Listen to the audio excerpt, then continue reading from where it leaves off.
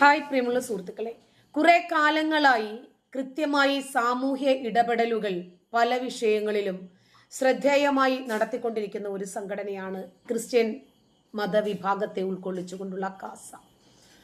ശക്തമായ രൂപത്തിൽ എവിടെയൊക്കെയാണോ തങ്ങളുടെ നിലപാടുകൾ മുഖം നോക്കാതെ വെളിപ്പെടുത്തേണ്ടത്, ആ സാഹചര്യത്തിൽ ഒന്നും മടിച്ചു നിൽക്കാതെ തന്നെ അവർ ആ വിഷയം സമൂഹ മാധ്യമങ്ങളിലൂടെ തുറന്നടിക്കാറുണ്ട്.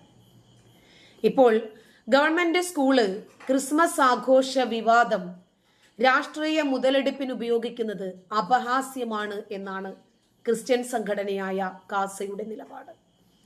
വർഗീയ ചേരിതിരിവിനും രാഷ്ട്രീയ മുതലെടുപ്പിനുമായി ചിലർ ഈ സംഭവത്തെ ഉപയോഗിക്കുന്നതായും കാസയുടെ ഫേസ്ബുക്ക് പോസ്റ്റിലൂടെ പറയുന്നു.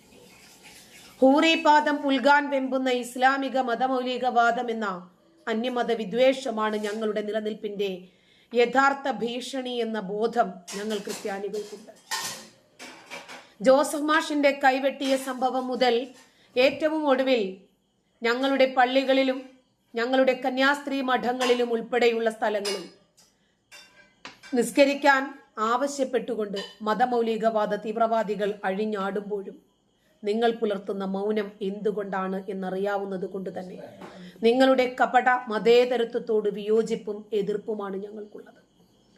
ഒരു വർഷം മുമ്പ് ഇതുപോലൊരു ക്രിസ്മസിന് ഒരുങ്ങുകയായിരുന്ന ഇതേ ഡിസംബർ മാസത്തിൽ കാസർഗോഡ് ജില്ലയിലെ ഒരു പ്രാഥമികാരോഗ്യ കേന്ദ്രത്തിൽ അവിടുത്തെ ജീവനക്കാർ സ്ഥാപിച്ച ക്രിസ്മസ് പുൽക്കൂടും മറ്റ് അലങ്കാരവും മുസ്തഫ എന്ന ഒരു മതഭ്രാന്തൻ പ്രതിഷേധവുമായി എത്തി തിരുസ്വരൂപങ്ങൾ ഉൾപ്പെടെ എടുത്ത് തോട്ടിലെറിഞ്ഞപ്പോൾ ഞങ്ങൾ ക്രിസ്ത്യാനികളുടെ വിഷമത്തിൽ പങ്കുചേരാനും ഞങ്ങൾക്ക് വേണ്ടി പ്രതിഷേധിക്കാനും ആ പുൽക്കൂട് തിരയാൻ സ്ഥാപിക്കാനും നിങ്ങൾ ഡിവൈഎഫ്ഐയോ യൂത്ത് കോൺഗ്രസ്സുകാരെയോ ഈ കേരളത്തിൽ എവിടെയും ഞങ്ങൾ കണ്ടില്ലല്ലോ.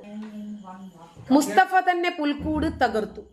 വെറും 3 മാസത്തിനുള്ളിൽ ക്രിസ്ത്യാനികളുടെ വേദപുസ്തകമായ വിശുദ്ധ ബൈബിൾ ഡീസൽ ഒഴിച്ച് കത്തിക്കുകയും അത് സ്വയം വീഡിയോയിൽ പകർത്തി സോഷ്യൽ മീഡിയയിൽ പ്രചരിപ്പിച്ചപ്പോഴും അതിൽ പ്രതിഷേധം രേഖപ്പെടുത്തി ഒരു വരി പ്രതിഷേധ കുറിപ്പ് പോലും ഡിവൈഎഫ്ഐയുടെയോ യൂത്ത് കോൺഗ്രസിൻ്റെതായോ ഈ കേരളത്തിൽ എവിടെയും ഞങ്ങൾ കണ്ടില്ലല്ലോ.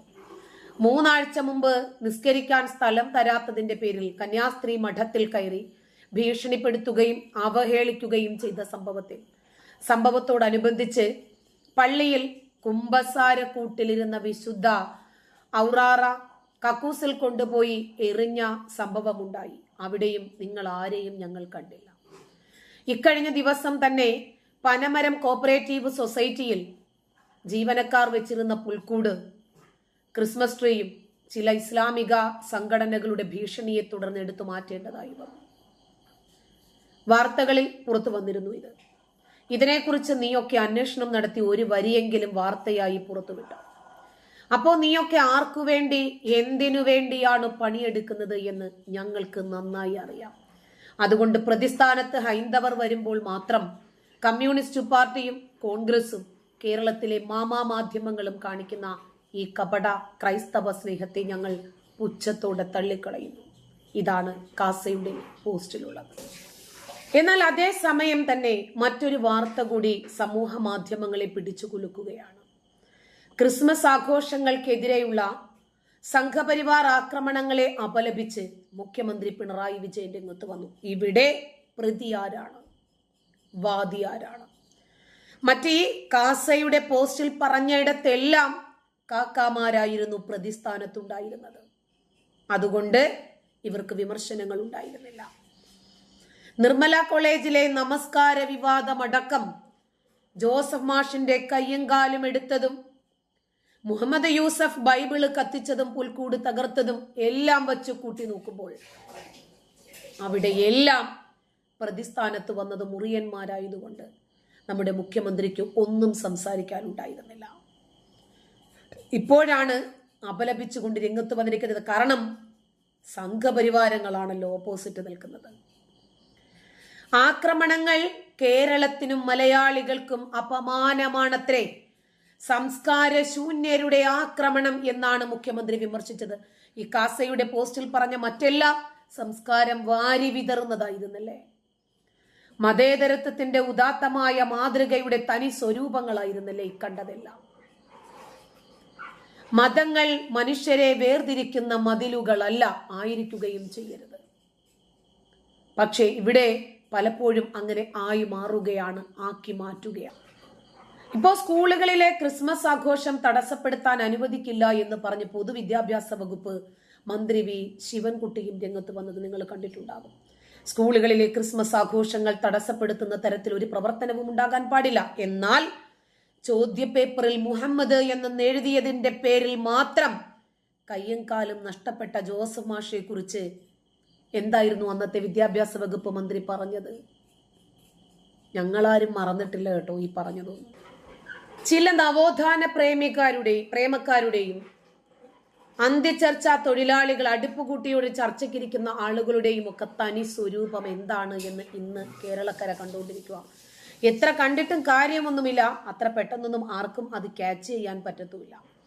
സ്കൂൾ കുട്ടികളുടെ ക്രിസ്തുമസ് ആഘോഷം അലങ്കോലമാക്കുന്നു. അല്ല സഹോദരങ്ങളെ, ഇതിനു മുമ്പ് കിതാബ് എന്ന ഒരു നാടകം കുട്ടികൾ അവരുടെ കലോത്സവത്തിൽ അവതരിപ്പിച്ചപ്പോൾ വലിയ രൂപത്തിൽ പ്രശ്നങ്ങൾ ഉണ്ടാക്കിയ നാടകം സ്റ്റേജിൽ കളിക്കാൻ പോലും സാധിക്കാത്ത രൂപത്തിലായി. കുട്ടികൾ നിലവിളിയോടെ സ്റ്റേജ് വിട്ടിറങ്ങിയത് കണ്ടിരുന്നില്ലേ? അവർ ആ കിതാബ് എന്ന നാടകം കളിക്കുന്നതിന് വേണ്ടി മുട്ടാത്ത വാതിലുകളില്ല.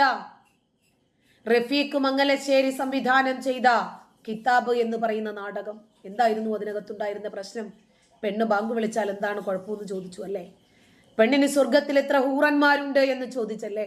അത് മുസ്ലിങ്ങളുടെ മതവികാരം വ്രണപ്പെട്ടു പോയി.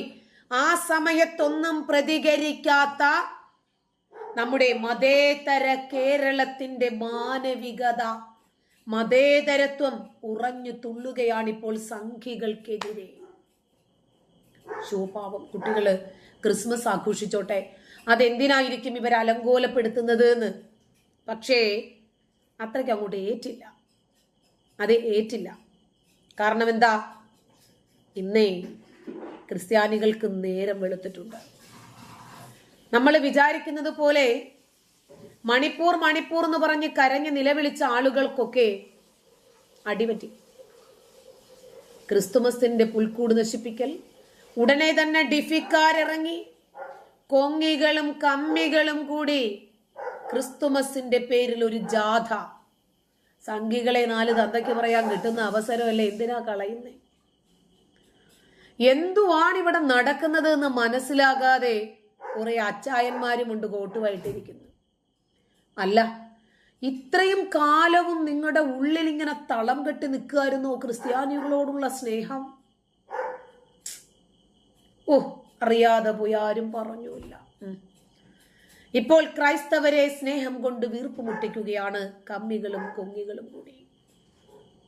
ഇടതനും വലതനും ക്രിസ്ത്യാനികളെ വാരിപ്പുണരുന്നതും ആലിംഗനം ചെയ്യുന്നതും യേശുവിനോടും ക്രിസ്ത്യൻ സഭകളോടുമൊക്കെയുള്ള ഒരു സ്നേഹവും പ്രണയവും ആശീർവാദങ്ങളും അനുമോദനങ്ങളും ഒക്കെ കാണുമ്പോൾ ഇനി എന്തെല്ലാം ഉഡായിപ്പുകൾ കാണാനിരിക്കുന്നു എന്ന് തോന്നിപ്പോകുന്നു.